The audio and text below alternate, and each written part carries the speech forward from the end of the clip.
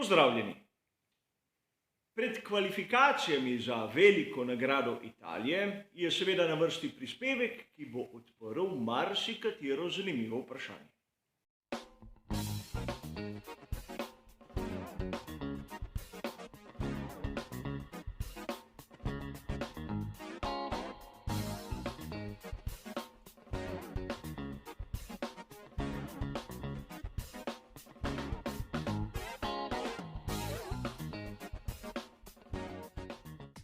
Tudi tokrat, kot je že malce v naši navadi, je prispevek pred kvalifikacijami razdeljen na dva ločena dela. V prvem se bomo ukvarjali z tehničnimi novostmi ter zanimivostmi. V drugem pa bomo ogledali razmerje moči, ki izhaja iz prvega in predvsem drugega prostega treninga, ampak vse v optiki samih kvalifikacij. A začnimo na začetku z novostjo, ki ni toliko povezana s tehniko. Namreč pri skuderiji Ferrari smo lahko videli novo barvno shemo. In o tem smo že govorili v našem komentarju novic, da imamo tokrat fotografije, seveda malce bolj v rumeno obarvanega Ferrari. In to seveda ne pomeni, da bo hitrejši ali počasnejši. Gre seveda za komercialno gesto, za neko posebno barvno shemo, ki je vplivala tudi na primer na barvo čelad pri vozniku.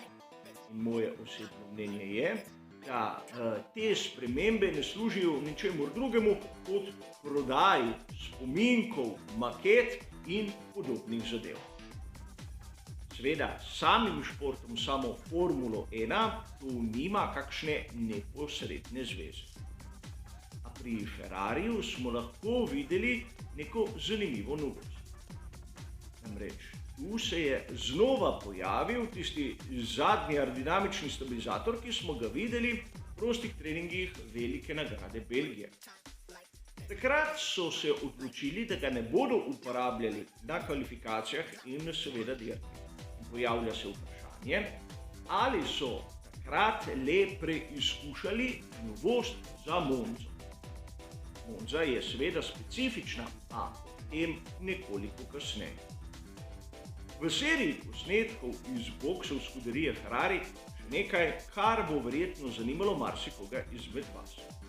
Vidimo lahko, kako izgleda menjalnik, ki ni pripet na motor z notranjim izgorevanjem, kaj pomeni nosilni element, kako izgleda vpetje zadnje preme in seveda, kako nad vsem tem stoji zadnji aerodinamični stabilizator. Serija fotografij, ki jo ne vidimo pogosto. A omenil sem že, tu v Monzi je proga specifična.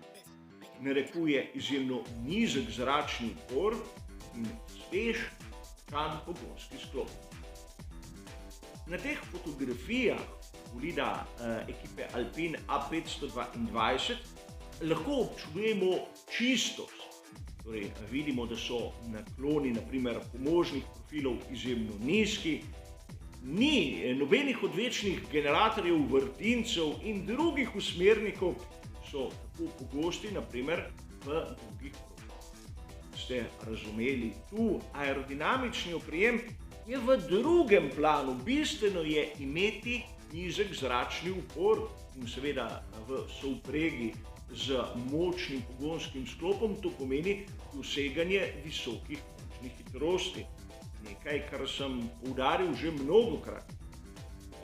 Tu v Monzi je končna hitrost res tista, ki vpliva tudi na čas na krog. Zanimiva sprememba pri Aston Martinu. Najprej si bomo ogledali prednji profil, dobimo malce tudi občutek za te oblike. Ampak vkolikor se ozremo malce na zadnji stabilizator, bomo opazili, da so pravzaprav izginile vse tiste zanimive oblike, ki smo jih videli na veliki nagradi Madžarske in veliki nagradi Nizozemske. Profil izjemno raven in brez nepotrebnih sten in seveda bočnih plošč. In podobno, če lahko bi rekel še bolj skrajno rešitev, so so si izbrali pri ekipi Alfa Romeo F1 Team. In tu vidimo zadnji profil iz različnih zornih kotov, kjer lahko opazujemo tisti zgornji kot, kako je ravno odsekan in kako pravzaprav služi temu, da zračni tok se nima pravzaprav kam upreti. In podobno videli pri tovarniški ekipi Mercedesa. In seveda tudi tu rešitev, ki na prvi pogled ni nič takega, nič revolucionarnega, izgleda izjemno enostavno. Hočem poudariti, da enostavnost v tem primeru pomeni nizek zračni upor in tudi pri Mercedesu vidimo, kako je kot samih možnih profilov izjemno nizek, lahko bi rekli minimalen. A seveda, tu je treba poudariti, da je potrebno imeti še nekaj. Svež, po možnosti močan pogonski sklop. In v boksih smo lahko videli kar nekaj bolidov, ki niso imeli nameščenega pokrova pogonskega sklopa. Fotografije, ki smo jih po večini že videli. Ampak pri ekipi McLaren smo lahko videli to. In da ne bo vprašanje, kaj sploh gledamo. Gre za tisto baterijo, ki shranjuje električno energijo iz hibridnega dela pogonskega sklopa. Tu nič novega, ampak nekaj, kar poredko vidimo. In sedaj vprašanje, ki verjetno zanima marsikoga izmed vas. Govorili smo o tem, da so ekipe komaj sedaj pred septembrom homologirale zadnje spremembe na seveda kontrolni elektroniki in bateriji. Homologirale že, ampak ni nujno, da so jih že uporabile. To ostane tisto menjavo, kar lahko pri nekaterih pomeni tudi kazenska mesta. Zato bodimo pripravljeni tudi na to. Namreč prav tu v Monzi bomo priča seriji menjav, ki bodo lahko vplivala tudi na štartni razpored. A prav v petek smo dobili že prvo pošiljko menjav elementov. Ko bomo lahko videli, da naprimer Lewis Hamilton bo začel iz ozadja, Valtteri Bottas isto. In ne smemo pozabiti naprimer na Carlosa Sainza mlajšega. In to je ena izmed tistih točk, ki marsikateremu ljubitelju Formule 1 in seveda tudi navijaču skuterije Ferrari ne bo všeč. Carlos Sainz mlajši ni zaenkrat zamenjal še popolnega kompleta elementov pogonskega sklopa, ampak prišel je čez tisto dovoljeno mejo, naprimer pri menjalniku. Zato njegovo mesto na štartnem razporedu bo bistveno bolj zadaj, kot bi si lahko zamislili na samih kvalifikacijah.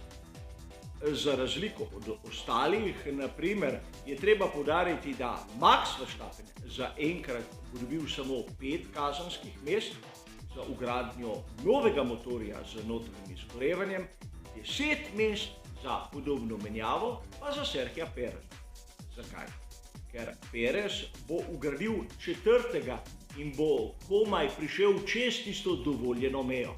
Max Verstappen jo je pa že v Belgiji in zato seveda sedaj samo 5 kazenskih mest. Verjetno bo največje razočaranje seveda Yuki Tsunoda. Dobil je preveč opominov in zaradi tega 10 kazenskih mest. Zaradi neupoštevanja rumenih zastav na prostih treningih še dodatna 3. Ne smemo pozabiti naprimer na Mika Schumacherja, ki bo dobil tudi kazenska mesta zaradi menjalnika. In seveda glavne menjave se bodo zgodile med petkom in soboto. Pomeni, da ta spisek še zdaleč ni oni dokončni in videli bomo rezultate kvalifikacij ter čisto drugačni, seveda, štartni razpored.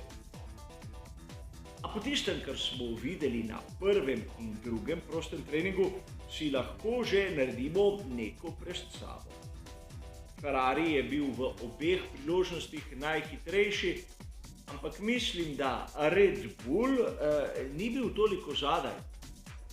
In seveda gre za mojo subjektivno oceno pri Red Bullu, izgleda, da se niti niso toliko trudili. Videli smo podobno situacijo prav pred tednom dni na Nizozemskem. A kljub vsemu bi lahko dejali, da tu se je malce nasmihnila sreča Charlesu Leclercu.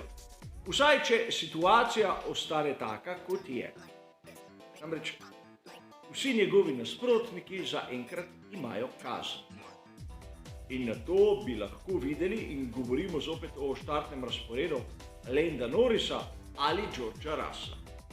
Kar bi bila lepa poživitev za prvo štartno vrsto, ampak to bi pomenilo, da tudi Charles Leclerc na samem štartu bi imel izjemno lepo prednost. Namreč mnogim navdušencem kazenska mesta zaradi elementov pogonskega sklopa niso všeč prav zaradi te situacije, ki jo vidimo tu, sedaj, pred samim začetkom. Mnogi favoriti bodo tako ali drugače začeli iz ozadja. A rad bi vas spomnil na veliko nagrado Belgije. Verstappen je začel iz 14. mesta, na koncu zmagal. Seveda, proga v Monzi je čisto nekaj drugega kot Spa-Francorchamps. Obe progi sta izjemno hitri, ampak videli bomo, kako se bodo stvari odvile. A v vsakem primeru bodite pozorni na morebitne nove menjave pred začetkom samih kvalifikacij. In to bi pomenilo, da se bi situacija lahko čisto spremenila.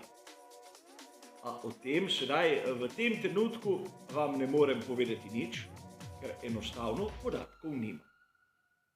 A vseeno, pričakujmo vsaj enega Ferrarija tam spredaj in to verjetno deloma, kot sem omenil, po zaslugah, a deloma tudi zaradi gole športne sreče. A kar se tiče našega prispevka pred samimi kvalifikacijami, je seveda to vse. Hvala za vašo pozornost ter seveda nasvidenje.